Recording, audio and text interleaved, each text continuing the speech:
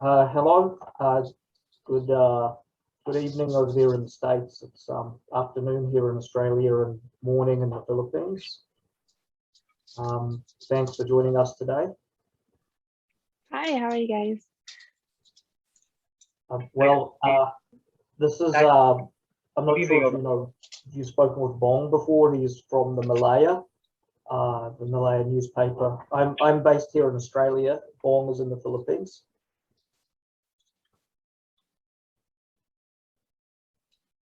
So, Bong? Yeah, Robyn, by the way, just to give a backgrounder to our listeners, how young are you? I know you competed in 2019 Southeast Asian Games. Where you're based right now? A little bit general background. Okay.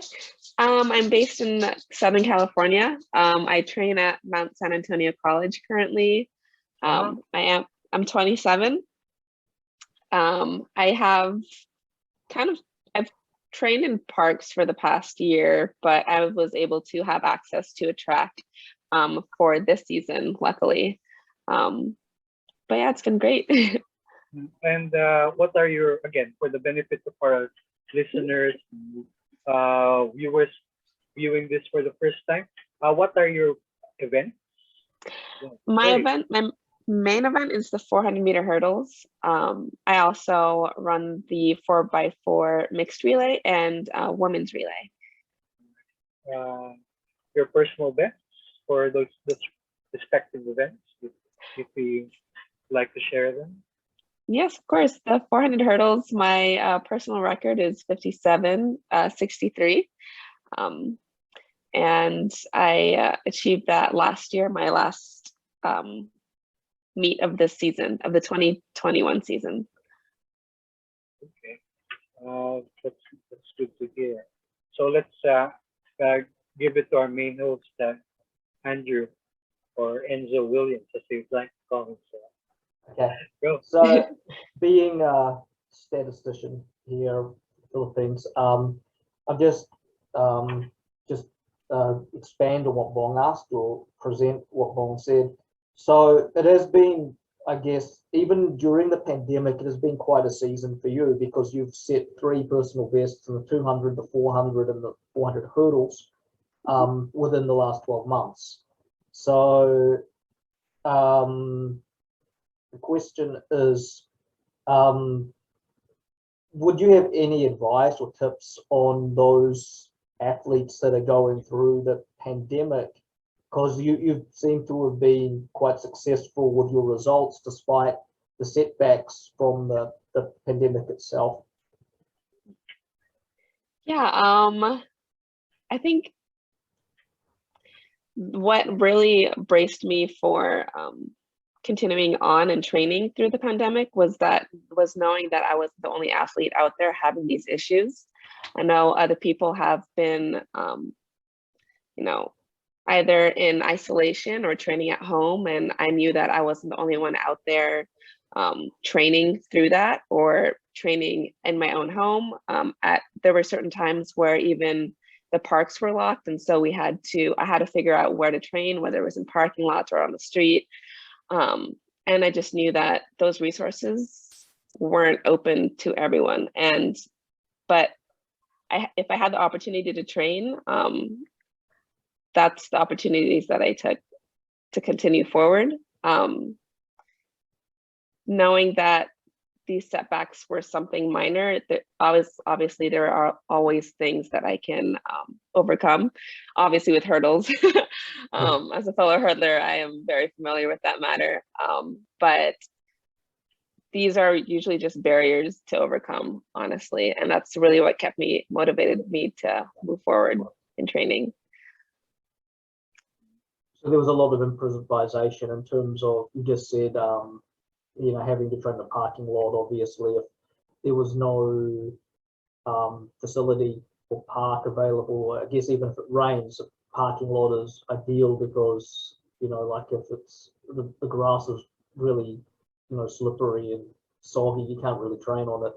So, can I ask, okay, going back a bit, this is like in regards to your background with track and field and hurdles. Was hurdles your first event in track and field, and have you came from another sport background, or have you always been doing athletics from that early age? I actually discovered track and fields my freshman year in high school. I ended up running the Open 400. And then after a while, I was always looking at the 300 hurdlers training. I wasn't brave enough to try it out till my senior year in high school. And that's kind of where I really fell in love with it. I fell in love with the ease of it, because it felt so much easier than running an Open 400.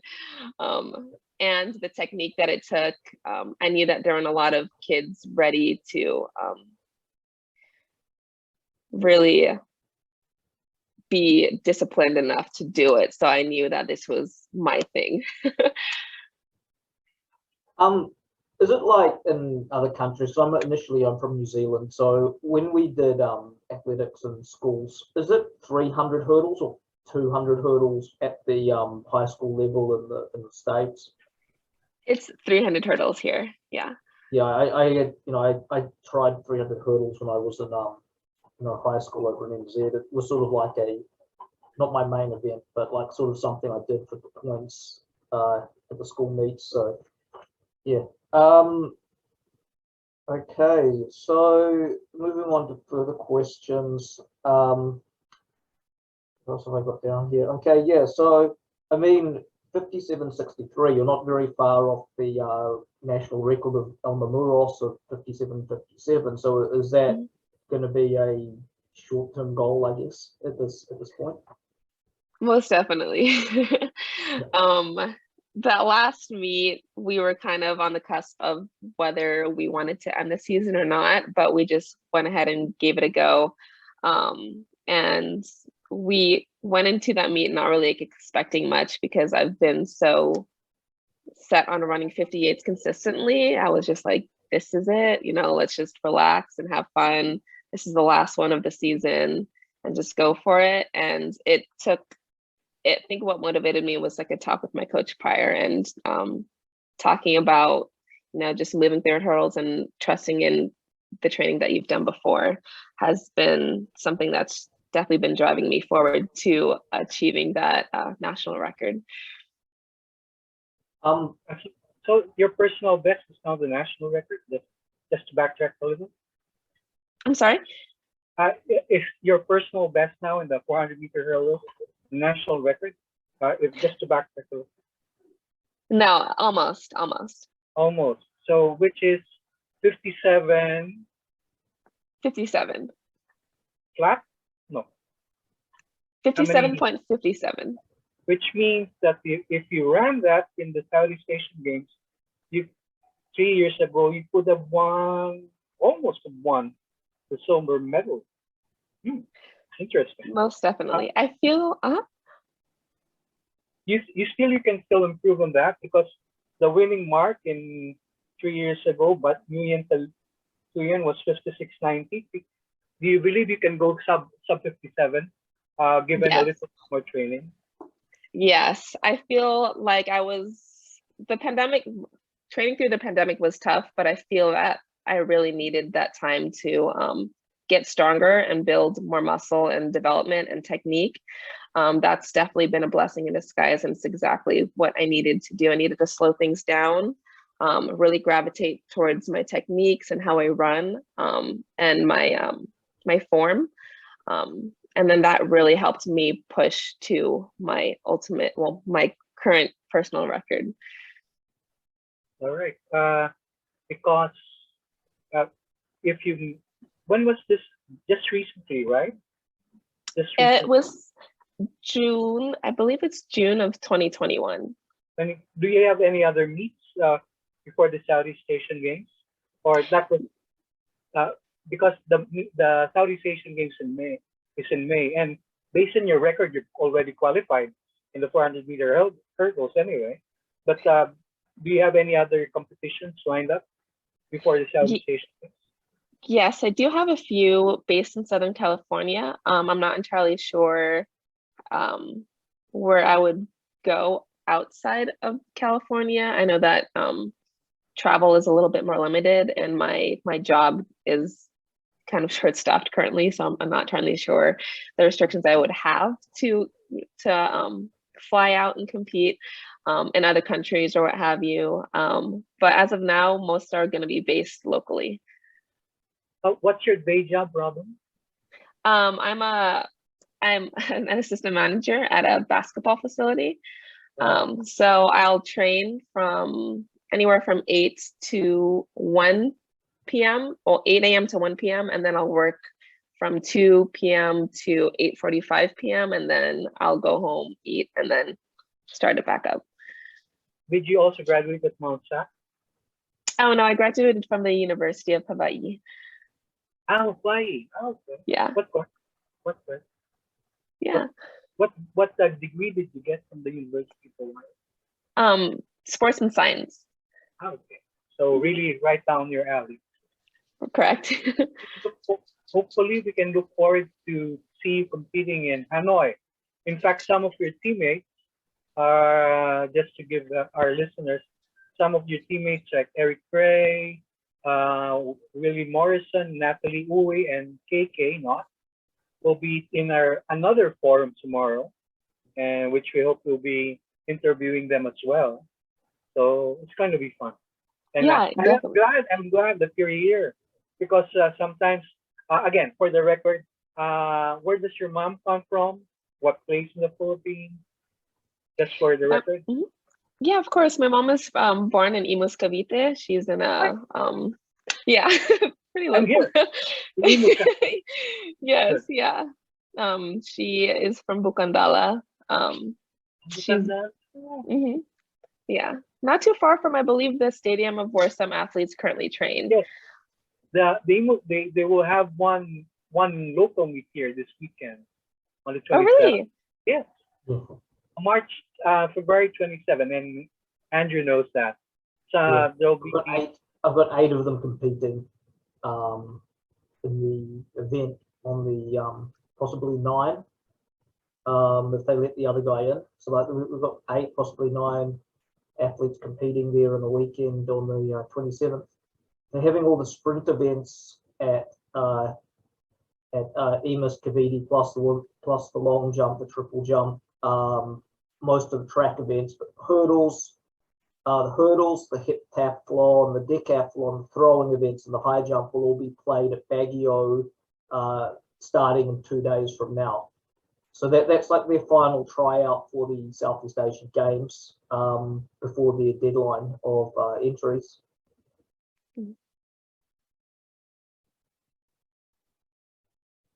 Wow. Okay, so they. Sorry, go ahead. No, go for it. So I know that they just had one of their meets just a few months ago, so it's definitely going to be exciting to see how they perform as well. Yeah, there's the Baguio event in December. I've got another question. I mean, I had questions, but I feel this is a more interesting question than what I've got written down. I'm just going back to when you ran that anchor leg on the 4x4 at the Southeast Asian Games, and I think the team was in 4th place, so you had to play catch up. I was just wondering what was going through your mind when you basically saw the team was coming 4th and the other girls were quite a little bit ahead, and you had to sort of reel one of them down to make sure that the team ended up getting that bronze. It was. I'm kind of I'm definitely one of the athletes that really like competition on the track. I definitely do not shy away from that. If there's an opportunity to take, I will most certainly do my best to take it, especially if it's for the benefit of my team. But that's just definitely something that I love to do. If I had training partners, that's something I love to work off of other people. Unfortunately, I don't have that. So luxury of having yeah, me and my coach. So just you and your coach, but you don't have other athletes in the group or athletes in different events, or no, No, it's just myself. So it's just one-on-one with the coach, pretty much. Correct. Yeah. And your current coach, you have a female coach at the moment, or Yes, I do have you a female coach. Is she your high school coach, or what's her? How did she come in? She was my collegiate coach for my first 2 years at Mount San Antonio College. And then I left when I went to Hawaii. I also had the benefit of having another female coach. And then when I came back, I was kind of searching. I knew that I didn't quite want to be done with track and field yet. I knew I had a lot more in my system, and I just naturally just gravitated back to her. We started linking up, and then she was just, I'm just so thankful that she was able to move her schedule around, and we're working together. Does she coach full time? I mean, by her schedule, does she coach other athletes, or which schools she tied up with at the moment? She does coach the Mount San Antonio team, track and field team currently. So fitting me in the schedule is a little bit up and down, just because especially their schedules fluctuate throughout the seasons. And then she also teaches during the day, early in the mornings, and then sometimes in the afternoons. Okay, so she's not really full-time coach. She sort of gravitates between coaching and teaching. So she's kind of, she's kind of not 100% full-time coaching. She has teaching responsibilities as well. I guess, what does she teach? Does she teach physical education? Kinesiology. Physiology. Okay. Yeah. Cool. Yeah, most I'm not entirely sure. I know that most coaches here, when they are part of like a university or a school, they primarily do both. So most coaches here don't really do a full-time coaching. They'll usually also be a professor of some sort. Yep. Cool. Bong, do you have any further questions? I've got a few more, but I think I'll give you a chance to. But if you go, and going back to the 400-meter hurdles, if you go sub 57, you may have a crack for gold, and that's going to be fun.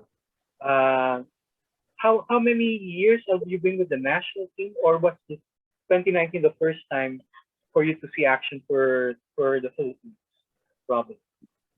Yeah, I believe that I went out there in 2017, 2018 to Asian Games. Okay.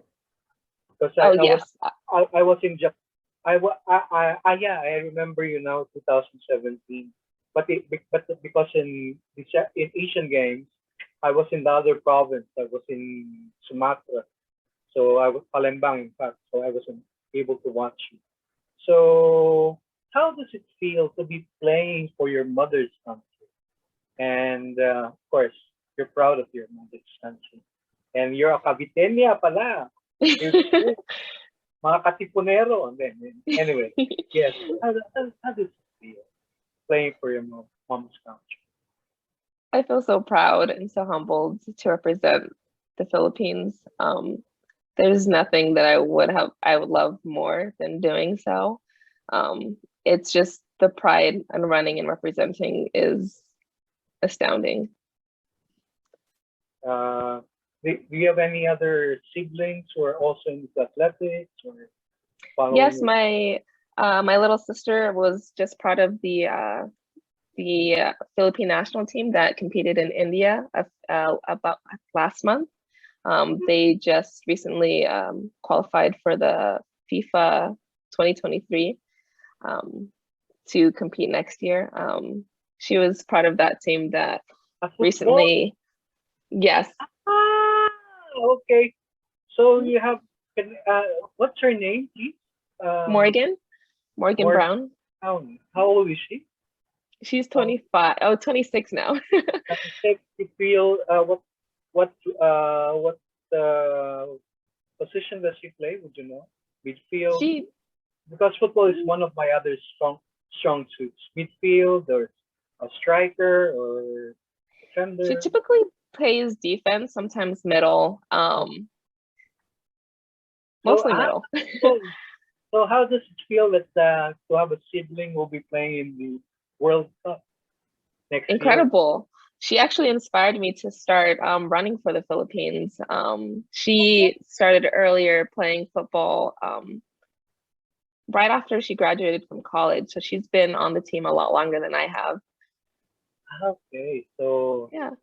so that's fun because hopefully um we'll be there down under covering her and get the chance to meet her too. But first, hopefully we see you in Hanoi. Oh, most definitely. That would be fun. And would that be your first time going to Vietnam? Yes, I've only been to 3 countries outside of the US. I've only been to Taiwan was my first international meet. And then the luxury of having SEA Games right here, right there in the Philippines in 2019 was my first SEA Games was incredible. I was lucky enough to have that. And then I was only trained for a little bit in Italy, but other than that, I haven't really been able to travel much. It's not because you have a job. But then Right. but then anybody else how many brothers and sisters do you have? I have 2 sisters, so I'm the middle child. My older sister, she, funnily enough, both my sisters inspire me. I'm right in the middle, but my sister started hurdling before I did, and I definitely wanted to follow in her footsteps. But she is 2 years older than I am. Okay, a little bit on the Filipino side. What's your favorite food? Filipino. Ooh, I grew up off dinuguan. Yeah, it's so good. I have yet to see it prepared, and I would rather not see it, but that was my favorite meal. Second best. Second best. Second best. Any food? Well, classic is chicken adobo, but dessert, like every time I felt down, my mom would always buy a taho locally at like a Filipino restaurant, and that just brings me back. I'm a whole desserts person. Have you been to your mother's hometown? Yes. Yes. Every time I travel to the Philippines, I stay with family. Oh, okay. Well, that's nice to hear. So, will we be passing by Manila when you come after Hanoi? Do a side trip? Most definitely.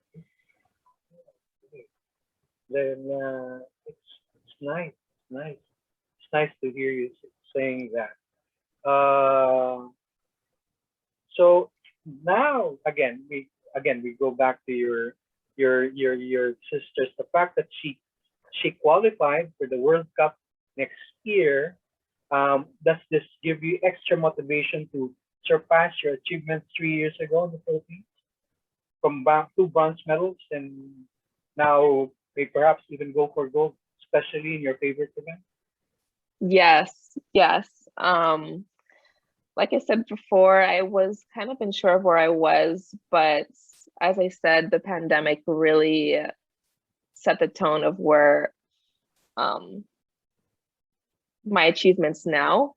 I always refer back to it just because it was definitely a difficult time. Obviously, it wasn't easy for everyone, but it was especially difficult training through that. I really do believe that given that time, I was able to develop a lot more, and I feel so much more stronger than I have ever felt since I've graduated from college. So during the time that they were training, and I think in Irvine, you weren't able to see your sister then. Because they had to skip New Year, they had to skip Christmas. She wasn't able to be with family then at this time. She was able to visit. She drove down because she lives in San Jose, so it's quite a few hours up from where I live. I still do live with my parents currently, but she was able to come down around Thanksgiving and Christmas. Like we were fortunate enough to see her again. Okay. What was the first thing you told her when she qualified, or your parents told her when she qualified for the World Cup? Excitement. I was overjoyed. I knew that she wasn't ready to hang her cleats up yet because at a time she her passion for soccer just eventually kind of dwindled down, but she picked up her cleats again, and she's always been one to work hard, and she's very a disciplined athlete as well. And I just knew that she had it in her to make the team once again and compete and represent the Philippines. Okay. Andrew might be seeing her next year because he lives in Australia. That's what. Most definitely. And if they, you know how Filipino families are, they go out and support. They go out and support. Even, I think your family came to the Philippines just to watch you perform. So hopefully by then everything will be normal, and hopefully even in Hanoi. So there's nothing like family rooting for you. I saw that in the 2017, 2019 SEA Games and several other SEA Games as well. So hopefully, your family will be around, please, to root for you. I hope so too. Any other questions, Andrew? Yeah, I was just going to reiterate when Robyn said that she's been to 3 countries. I remember in the early days, Eric said to me when we were in conversation, he goes, "You know what the best thing is about is, competing for the Philippines." And I said, "What?" Like I asked him what. He goes, "I'd never get to go to all these other countries otherwise." Like he got to go to so many different countries, even countries in Europe, all around Asia. He hasn't really been to the Southern Hemisphere yet, but he's gotten to go to a lot more countries than he would have gotten to go to if he hadn't represented the Philippines. I mean, he got to go to a lot of European, Asian nations. He got to go to India a couple of times, over to Japan. So he's really lived the journey in terms of making the most of being able to represent the Philippines. Anyway, my question was in regards to competing abroad. Do you find, because I kind of found this as well, coming from the Southern Hemisphere where it's sort of cold, did you feel difficulty adjusting to the climate or the temperatures, or even, let's say, the conditions of the track ovals in some of these places that you competed? Because I mean, a lot of ovals in the Philippines are like the old tartan kind of like synthetic tracks, whereas in New Zealand we have Ricketan tracks, but it's mainly Mondo in the US, I guess, and also in Australia. So I mean, was there any difficulty adjusting to the surfaces or to the the humidity or the temperature or anything like that? Luckily I went to a college where there was high humidity, so adjusting to that climate wasn't much difficulty for me. I did go when I visited family in I believe it was a few weeks prior to the Southeast Asian Games. I visited home. We did go to a track that was still preparing to be, I forgot what it's called. It's right by Bukandala. It's right a couple blocks away from our house. I know that a few athletes are currently there. It was not Vermosa, but it was probably EMIS, because they have it was probably EMIS grandstand. Correct. Yes, it was literally a couple blocks away. Blue track over. Yeah. Yes. That's so where I trained there. That's where they're having the competition on the 27th. Oh wow! I'll definitely have to let my family know to visit. Family might want to come out and watch, even if you're not running. Most they might want to come out and check out how everyone else goes. Right. And yeah. For some of the athletes of Andrew will be competing also, and hopefully it's going to be a good 8 or 9 of them. Definitely, I'll let them know, because I was there before they put in the track, so it was concrete. So we trained there. They didn't have any what's it called, hurdles or anything. So what my family did, they took a truck, they put plastic chairs in it, and we duct taped the top so I can train. But that was for the Southeast Asian Games? That was before the Prior, yeah, we were kind of training a bit just to get acclimated to the weather and climate, and then we went to the Southeast Asian Games. But yeah, it was brand new. They were literally still it was still concrete. There was no track.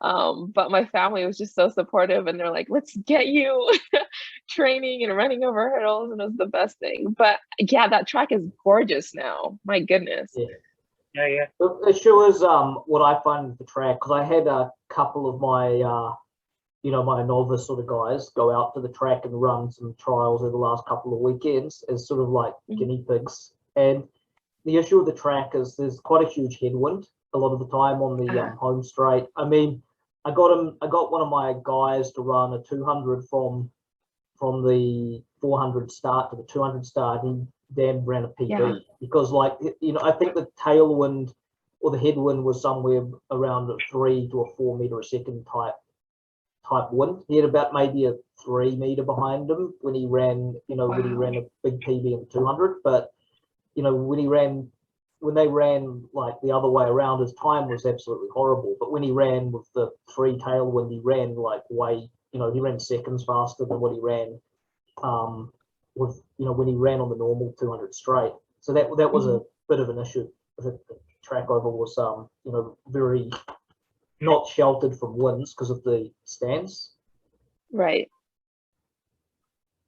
Oh my goodness, that is insane. The wind must be crazy there. It was. I mean, in the mornings, it's really massive. It's a little bit hot now. The summer's setting in. You can see it from the back from the light in the background. It's a little bit hot now, and hopefully, but that's why the meet. They've divided the meet. Thanks for Andrew for providing me the schedule. They'll be ending around 10, then resuming 3 in the afternoon for the rest of them. For the rest of the event. So it's going to be fun. It's nice. I've always enjoyed covering track and field. Andrew knows that. It's fun. It's fun to cover. It's fun to see the action. I enjoy it. Not too many people see and even see the nuances, especially like yours. Yours is a precision sport. Timing, cadence, every time. Because if you don't make the number of strides per hurdle, then everything comes tumbling down, literally. So it's going to be fun. And I think we about 5. Do you have anything to say about your Filipino fans here back home, especially in your preparation for the Southeast Asian Games? Yeah, thank you for all your support. I do, whenever anyone reaches out, I do love that. It's definitely keeping me through training. Obviously, training alone has been difficult, but feeling the love and energy that everyone's been bringing me is incredible. So thank you. Yeah, and go for the goal. Yes, most definitely. Like your younger sister, as they said, remember your sister. They had a motto. They said, remember the goal. Now you have, as you said, go for the goal. Remember the goal. That would be your first. That could be your first goal in the 400-meter hurdles. I think you can beat the Vietnamese, even if it's at home. And anyway, it's Baguio type. If you train in Baguio, the weather in Hanoi is high altitude, so be prepared for it. And it's going to be relatively cool in May. But other than that, all things considered, because all things pantay-pantay lang, as we say. Do you know any Tagalog words? Can you speak a little bit of Tagalog? Konti lang. Just a little bit. Yeah. I know a lot of things to get me by. Obviously, are you hungry? It's time to eat. all my favorites, all the phrases, but enough to get me by. That's good. I'm still working on my Tagalog. Okay. Pero, of course, sabihin, pag sinabi if they tell you maganda ka, what do you say? Salamat po. I hope your boyfriend doesn't get mad. This is just pure plain fun. Yeah. Maganda ka naman talaga. Anyway. Anyway. Andrew, you have anything else to add? We have about... Yeah, I just got a few more questions, but I also need to inform that I'm not on the paid version of Zoom. So I've got like, this will probably time out in about 4 minutes. So I can just relaunch if, we sort of run out of time. And I'll just send a new link. Yeah, so these are my final questions, or I've got 4 actually, but the first one is, do you have any idol or inspiration in track and field? Like, which athlete, is there a particular athlete that you look up to or you admire in the sport? Her name is Corey Carter. She was actually born and raised not too far from where I currently live. She's definitely the underdog. She won 2017 World Championships in lane 9. She's definitely someone that I love to look up to. Under her being an underdog like myself, not a lot of people know about her, but she's definitely someone that's been driving me to compete and better myself. I love her technique, the way she runs, and her confidence. Is she a 400 hurdler as well? Correct, yes. So how quick was she? Like, how quick is she in terms of what's her sort of best time for the 4 low? Her best time, she hasn't ran in about a year or so, but I know that she runs around like the 55 range. She's incredible, and she's not that tall as most people would consider 400 hurdlers as, which is motivating. She won the 2017 World Champs, but it must now be very difficult with McLaughlin and what's the other one who runs? Dalila. Sorry, is that? Dalila. Yeah, with those two, like, on the scene, and then what's her name, Femke Bol from the Netherlands. It must be very, tough. I mean, when she came out and won the World Champs, did she win it in what did she run to win the World Champs when she came out and did that? Oh, let me see. It was quite a while back. I think she ran, I would like to say 55, 50s, like a mid 55. Yeah. Well, she's just lucky. I mean, that must have been, the right place, the right time, the right sort of situation, the right field to win with a 55 at the world level, because it's very hard, to even get a medal with that sort of time now. But that would have been very good to get, to get the win with a 55. So there's my first question, and could I ask? I think Bong already asked regarding your next event, so that one's kind of been covered. Okay, so but obviously besides trying to win the SEA Games, do you have any other goals for your event?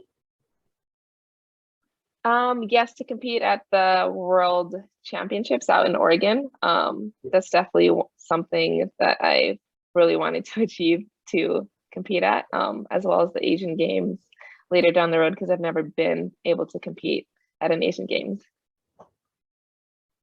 Yeah, 1 minute with 1 minute to go. You think what's the basically the qualifying time for the Oregon thing is also the Olympic qualifying time. So you think you have a crack at that before June? Most definitely. I would definitely hope to hit a 56 by then. That would definitely take me on the right trajectory towards Asian Games later in the year. That would be nice. In other words, that would the Oregon meet would also be a good run up for the Asian Games, which should be about September, and you have enough time for recovery. All right. I don't think I can hear you.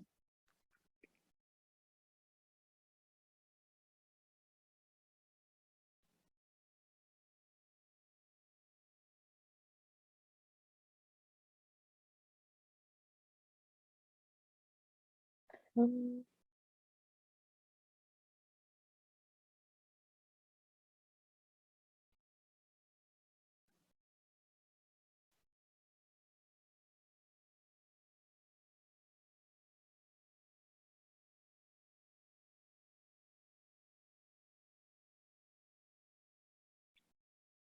I don't think I can hear you.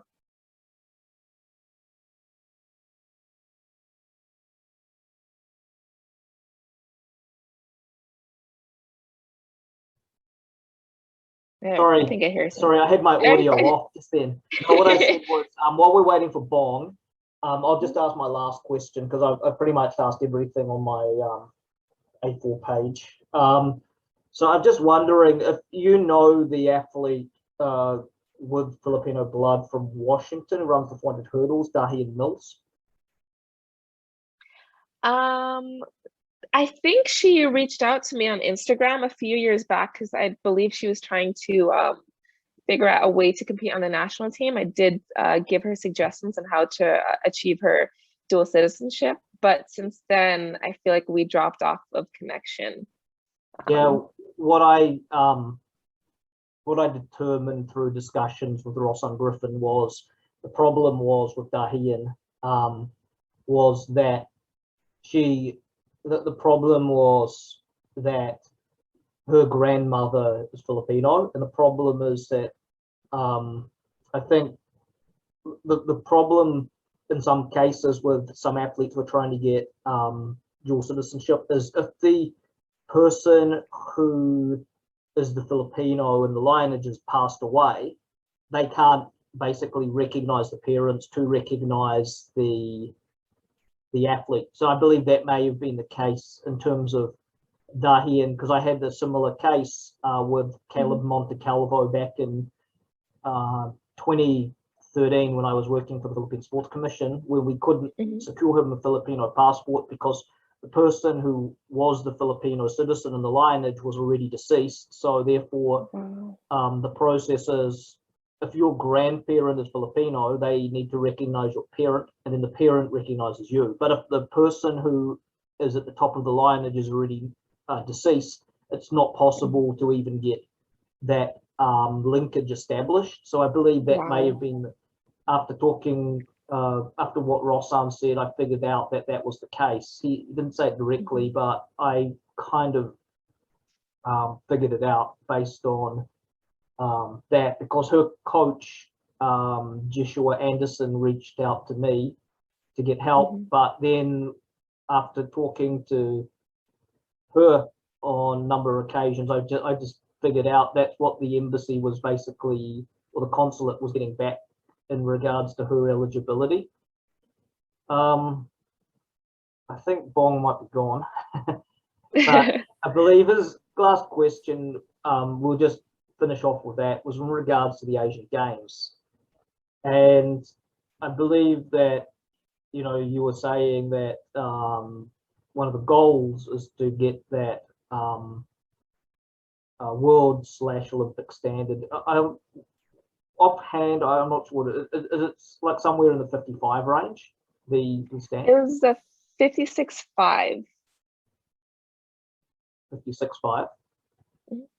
Okay, so that's, you know, like with women's 400 hurdles of 56.5, that must be one of the not so difficult events to qualify for based on, you know, some of the standards and, you know, some of these other events like women's 100, for example, was like 11.1. And, you know, other events are pretty tough to qualify for. So 56.5 is the direct qualifying standard. I mean, it's not too far off compared to, say, the you know, some of these other events. But obviously, there are other pathways to qualify through based on going to a lot of competitions and getting the points, or yeah, or other means to qualify. So with this 400 hurdles, I almost forgot what I was about to say just then. I think it was, just trying to, just bear with me for a minute. I'm just trying to think about what I No was problem. what I was going to say here. Okay, yeah, this was my question actually. How much faster do you think you need to be over the 400 to run 56.5? Ooh, right now we're kind of shaving off my racing technique. So, how much faster? I know that I would have to hit the 300 mark around 40 seconds or 39 seconds. So we're working on that backstretch. Yeah. By the seventh or eighth hurdle, I guess exactly at the eighth hurdle, I'm trying to hit the mark of 40 and 39 second to 40 range. It's about like 300 meters. That's kind of where I've been having a little bit of issues with, especially coming on the back turn and how to execute it properly. That is the pinpoint of what will flip me from the 57 to the 56 range. We've definitely did a lot of work on my patterns on the front, the first 200 meters, but like right there towards the home stretch is where we're really looking at. Which leg do you clear? Which legs do you clear with the hurdles? What? My lead leg is my right leg. Yeah, because I mean, you know, like having conversation there at Cray, who's a unique example here, is, you know, that he basically said to me he can change leg at will when he runs the hurdles. Like, I mean, he can go left, left, right, left, right, right, left if he wants. If he's, you know, because he's just got that durability where he can just, you know, just whatever leg's closer he just clears with. I mean, we had that conversation where he just goes, I just clear with whichever leg is closer to the hurdle. Right. Yeah, it's my I've talked to some top coaches about that, and they go, yeah, that's just really unique. You don't get many people who can do that. Yeah, my coaches definitely are about being dual-legged, I guess you could call it. We definitely work both legs in practice through drills. So I'll go over rights on my first set, and then I'll go with my lefts. But usually having that in your back pocket is great if you're a 400 meter hurdler. Not so much if you're the 100, because it's definitely shorter, but it's a good thing to have. Cool. So I'll just wrap this up, as I'm pretty sure you've got some other things that you need to address, that you need to get to, but I'll just leave it at this. So yeah, so just ending up with you know, EMIS, they're having their event this weekend, and it'll be interesting to see, you know, who they end up putting with you in that 4x4, based on how the results go there. Obviously Mal, and then maybe some of, you know, I'm not sure who else they've got in, who else they will be shuffling into that lineup this time. Definitely. I mean, 4x4s are one of my favorite things to do. Gets me pumped up and amped to run those. You know, I'm by myself out here, so I don't have the opportunity to run that quite often, but any chance that I get is definitely a great one. Cool. Okay, so I guess we'll leave it at that. Any closing remarks? Because yeah. No, but I did make a mistake about Corey Carter. I know that she didn't run 56. It just clicked that she did run 53, like 08. So that was pretty fast. I'm just thinking, you know, like, I mean, imagine if somebody won the world championships with 55 in the last 10 years, it would just be phenomenal, because, you know, like, even at the Asian level, I mean, I'm pretty sure that they're running 55 at the you know, at the Asian. Yeah. At Worlds, like, she ran a 53, and now they're running 52s. Like, it's just getting faster. She run a 51.9 or something, or yeah, Sydney and Delilah are incredible. Even Carlston and Rye, like, everyone's getting faster. The 400 hurdles have changed quite drastically in the past 5 or 6 years. It's incredible to watch, and it's even better to be a part of. All right, so we'll just leave it at that. Again, thanks very much for your time with this video interview, and all the best for your future competitions. Thank you so much for having me. Hopefully we'll talk in the future. Okay, thank you. Thank you. Wow.